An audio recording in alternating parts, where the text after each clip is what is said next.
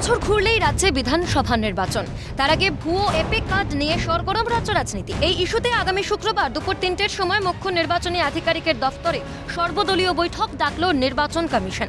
বৈঠকে রাজ্যের ৮টি স্বীকৃত রাজনৈতিক দলগুলিকে আমন্ত্রণ জানানো হয়েছে, এমনটাই খবর কমিশন সূত্রে। এর আগে মুখ্য নির্বাচন কমিশনার দিল্লিতে অনুষ্ঠিত একটি বৈঠকে দেশের সমস্ত মুখ্য নির্বাচনী আধিকারিকদের নির্দেশ দিয়েছিলেন যে রাজনৈতিক দলগুলির সঙ্গে নিয়মিত বৈঠকে বসে তাদের অভাব অভিযোগের কথা যেন শোনা হয়। পাশাপাশি সেই অভিযোগগুলির সমাধানে কি পদক্ষেপ নেওয়া হয়েছে তা আগামী ৩১শে মার্চের মধ্যে রিপোর্ট আকারে জমা দিতে হবে বলেও নির্দেশ দিয়েছিল কমিশন। সেই অনুযায়ী এবার রাজনৈতিক দলগুলির সঙ্গে বৈঠকে বসার জন্য আমন্ত্রণ জানানো হলো, এমনটাই সূত্রের খবর। প্রসঙ্গত, নির্বাচন কমিশনের তরফে সম্প্রতি ডুপ্লিকেট এপিক কার্ড বাছতে দায়িত্ব দেওয়া হয়েছিল ইআরওদের।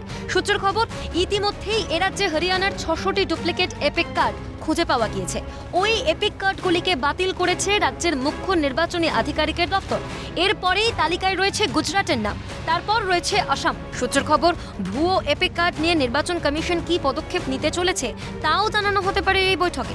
একই সঙ্গে রাজনৈতিক দলগুলির যদি কোনো নতুন অভাব অভিযোগ থাকে সে কথাও বৈঠকে শোনা হবে। বিভিন্ন যে তারা পদক্ষেপ গ্রহণ করছেন সেই পদক্ষেপটা কি সেটা জানতেই কিন্তু আগেই জাতীয় নির্বাচন কমিশনের পক্ষ থেকে সমস্ত মুখ্য নির্বাচনী আধিকারিক দপ্তরকে বলা হয়েছিল যে তাদেরকে ৩১ তারিখের মধ্যে রিপোর্ট জমা দিতে হবে।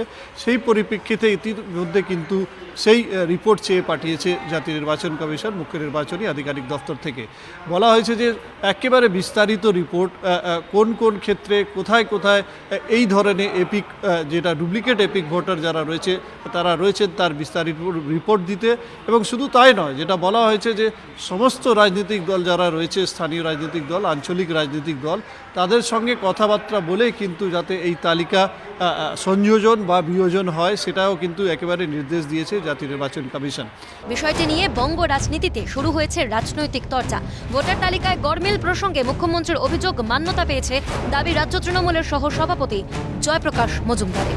এই কাজের মধ্যে দিয়ে ইলেকশন কমিশন মোটামুটি নিজেদের যে গন্ডগোল করেছিলেন বা গন্ডগোল হয়েছিল সেটা স্বীকার করলেন, বা মমতা বন্দ্যোপাধ্যায় যে অভিযোগ করেছিলেন ২৭শে ফেব্রুয়ারি সারা ভারতের নজরে এনেছিলেন ভোটার লিস্ট এর গরমিল, বা আজকে যেটা বলা হচ্ছে ভোটার লিস্ট ঘোটালা সারা ভারতবর্ষে, সেটা যে সামনে এনেছিলেন মমতা বন্দ্যোপাধ্যায়, সেটা স্বীকৃতি মান্যতা আগেও পেয়েছে, আবার প্রতিষ্ঠিত হলো।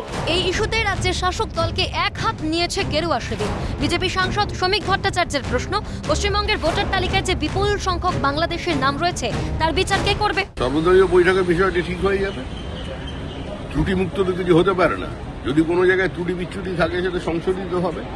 কিন্তু পশ্চিমবঙ্গে যে বিপুল সংখ্যক বাংলাদেশি অনুপ্রবেশকারীদের নাম ঢুকিয়ে রাখা হচ্ছে ভোটার লিস্টে, যার বিরুদ্ধে একসময় মুখ্যমন্ত্রী নিজে সরব ছিলেন, আজকে তাদের কি হবে? রোহিঙ্গাদের নাম যেভাবে ভোটার তালিকায় ঢুকেছে এবং প্রকাশ্যে তৃণমূল কংগ্রেস বলছে কোনো বাংলাদেশির নাম যেন ভোটার লিস্টের বাইরে না থাকে, তার বিচার কি করবে? তৃণমূলের জামানায় রাজ্যে ভুতুড়ে ভোটারের সংখ্যা ভয়ঙ্করভাবে বেড়েছে, অভিযোগ সিপিআইএম নেতা সুজন চক্রবর্তীর। ভোটার লিস্টের ভূত তৃণমূল আমলে ভয়ঙ্করভাবে পশ্চিমবাংলায় হয়েছে। গত বছরের পর বছর আমরা সেই অভিযোগ করেছি। সরকার চুপ করে থেকেছে, রাজ্যের প্রশাসন চুপ করে থেকেছে, নির্বাচন কমিশন চুপ করে থেকেছে। এখন মানুষের মধ্যে বিভাজনের জন্য এমনকি যে কোনো বিষয়কেই তারা ব্যবহার করছে। ভুয়ো ভোটার নিয়ে তৃণমূলের এই অভিযোগ নিয়ে উঠছে প্রশ্ন।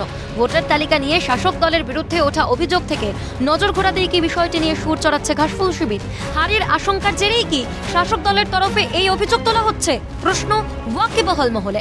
ক্যামেরায় অপূর্ব দেবনাথের সঙ্গে খালিদ জামালের রিপোর্ট, ক্যালকাটা নিউজ।